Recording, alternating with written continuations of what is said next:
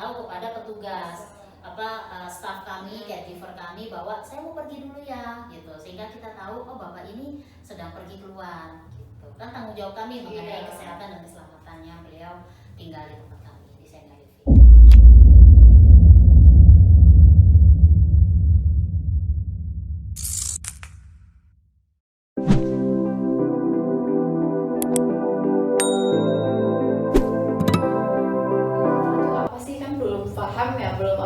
Kalau orang awam kan caregiver itu apa, seperti itu.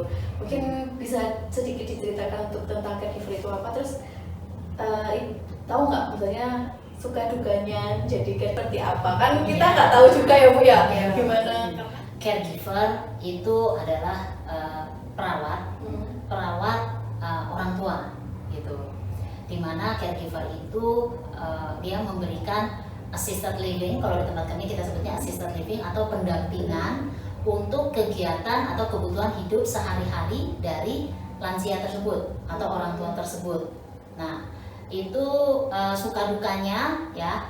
Kalau sukanya adalah saat senior itu kooperatif pada saat mengikuti kegiatan. Gitu. Misalkan kegiatan senam pagi, nah seniornya itu kooperatif loh, dia mau ikut kegiatan, dia terlihat happy ya. Jadi si caregivernya yang memimpin kegiatan itu juga happy gitu. Pada saat senior itu diberikan nutrisi ya, diberikan makan siang, makan malam gitu. Nah senior itu mau menghabiskan makanannya gitu. Nah itu juga itu termasuk salah satu sukanya. Kita bisa melihat awal mula senior pertama kali dibawa ke tempat kami itu dia pendiam. Dia cenderung menyendiri aja di kamarnya. Nah, tugas caregiver itu gimana caranya mengajak senior untuk bisa bersosialisasi dengan senior lainnya dan menikmati aneka fasilitasnya. Itu merupakan suatu kebahagiaan pada saat melihat seniornya yang awalnya pendiam, kemudian secara nutrisi juga mungkin kurang terperhatikan. Setelah tinggal kurang lebih 1 bulan menjadi lebih ceria, dari segi fisiknya juga terlihat wajahnya lebih cerah gitu, karena asupan nutrisinya kan terpenuhi gitu. Nah kalau dukanya itu pada saat senior itu tidak kooperatif.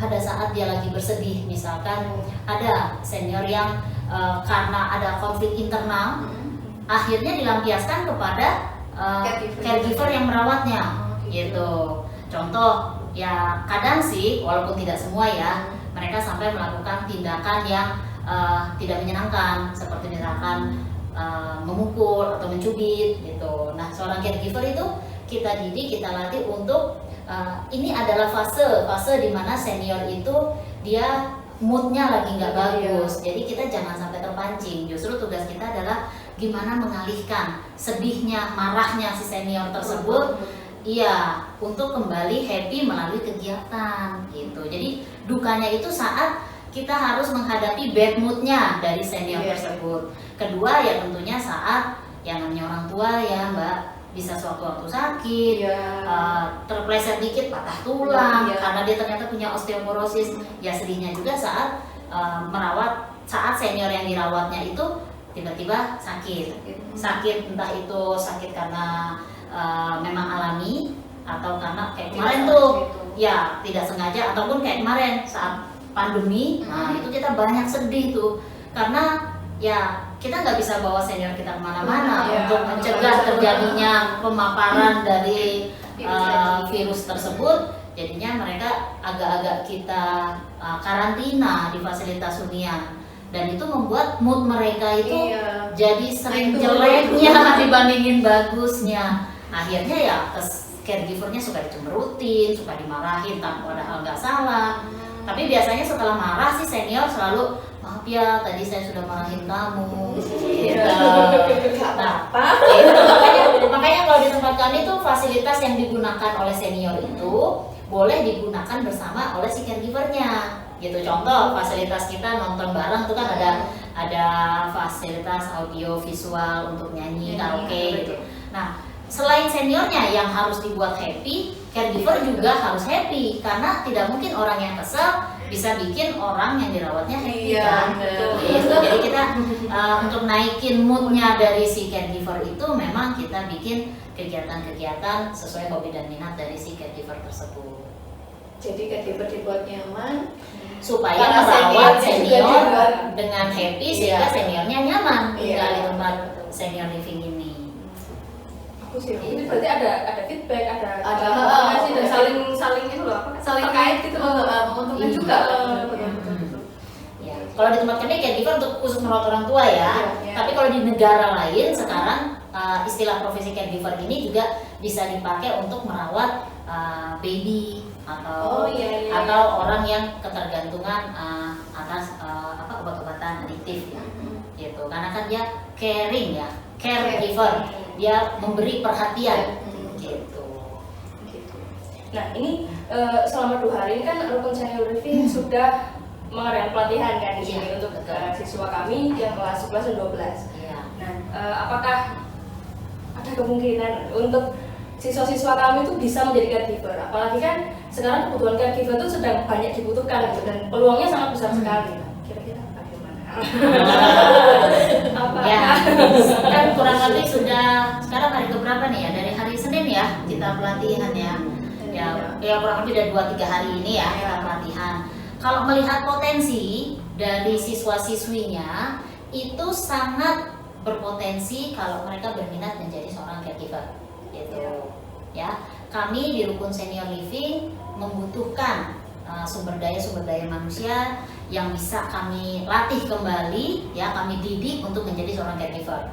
Jadi kalau nanti ada yang minat ya setelah lulus misalkan mau bekerja menjadi seorang caregiver bisa bergabung di Rukun Senior Living gitu. Nanti sebelum kita terjunkan untuk bekerja, kami berikan dulu pembekalan pelatihan supaya secara mental ya mereka cukup siap menghadapi saat melayani senior dengan itu tadi yang moodnya bisa berubah-ubah, dan dengan kategori senior yang aktif mandiri serta senior yang sudah mengalami penurunan fungsi fisik yang kita sebutnya adalah Alzheimer. Nah itu lebih moodnya kan lebih naik turun lagi gitu. Jadi potensial ya, karena di Adi Husada kan ada jurusan asisten keperawatan. Nah beberapa pembelajaran dalam kurikulumnya itu sesuai dengan apa yang sudah diajarkan di kurikulum. Iya, apa yang dibutuhkan Kebutuhan di lapangan gitu. Tuh, makanya Makanya daftar dia supaya bisa langsung ke Rukun Senior Living. Iya. Oke, jadi kan ini Bu ya, jadi rencananya kan anak yang kelas 12 ini akan berangkat prakarim. Iya, akan rencananya. rencananya kan akan berangkat magang atau prakarim di Rukun Senior Living bulan Oktober.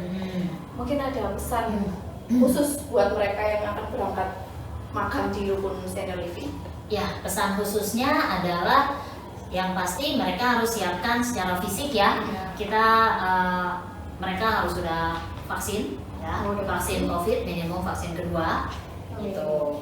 Kemudian ya mereka harus menyiapkan mental bahwa nanti di sana mereka akan merawat senior dengan beberapa macam kategori senior tadi, yang sehat, yang mengalami penurunan fungsi fisik, dan yang mengalami penurunan fungsi kognitif atau yang Alzheimer. Ya, jadi jangan sampai mereka mudah terpancing emosinya menghadapi senior tersebut ya.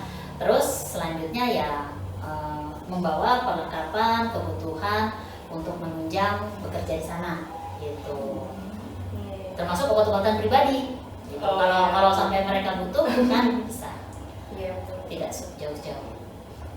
Nah ini mungkin untuk pertanyaan yang terakhir ya, untuk wujud kerjasama antara Rukun Senior Living dengan SMK Kesehatan Adi Husada. Mungkin dalam waktu dekat ini apakah ada agenda lain yang kita laksanakan?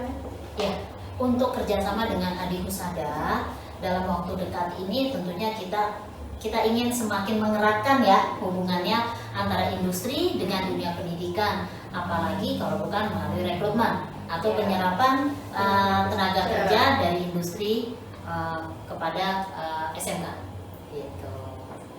Dengar-dengar ada rekrutmen yang berminat langsung bisa menghubungi BKK masing-masing.